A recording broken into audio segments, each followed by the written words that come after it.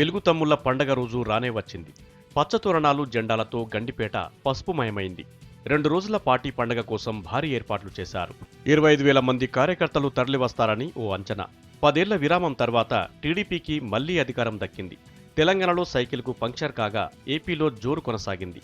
బాబుకు మళ్లీ పాలనా పగ్గాలందిన తరుణంలో జరుగుతున్న ఈ మహానాడును పార్టీ చాలా ప్రతిష్టాత్మకంగా తీసుకుంది. రంగారెడ్డి జిల్లా గండిపేటలోని తెలుగు విజయం ప్రాంగణంలో భారీ ఏర్పాట్లు చేశారు. 18 కమిటీలు వేసి పకడ్బందీగా మహానాడు నిర్వహిస్తున్నారు.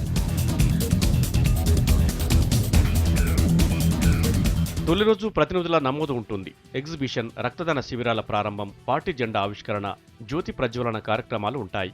మధ్యాహ్నం బాబు ప్రారంభోపన్యాసం చేస్తారు. రెండో రోజు ఎన్టీఆర్ 91వ జయంతి సందర్భంగా నివాళులు, ఎన్టీఆర్ పురస్కారాల ప్రదానం ఉంటుంది.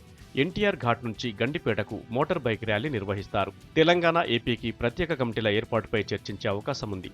మహానాడు తీర్మానాల కోసం senior leaders Yanamala Ramakrishnudu, Ravula Chandrasekhar, TD Janardhan, R Krishnaiah కసరత్తు పూర్తి చేశారు. టీడీపీని జాతీయ పార్టీగా ఆ వేదిక ద్వారా ప్రకటించేందుకు ప్లాన్ రెడీగా చేసినట్లు టాక్.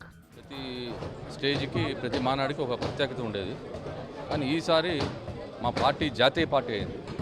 జాతీయ పార్టీ అయినందువల్ల మేము జాతీయ స్థాయిలో ఈ వేదిక ఉండాలనే ఉద్దేశంతోనే మేము ఒక ఆర్ట్ డైరెక్టర్ నాగేందర్ అని ఆయనను తీసుకుని ఈ డిజైన్ గీయడం జరిగింది.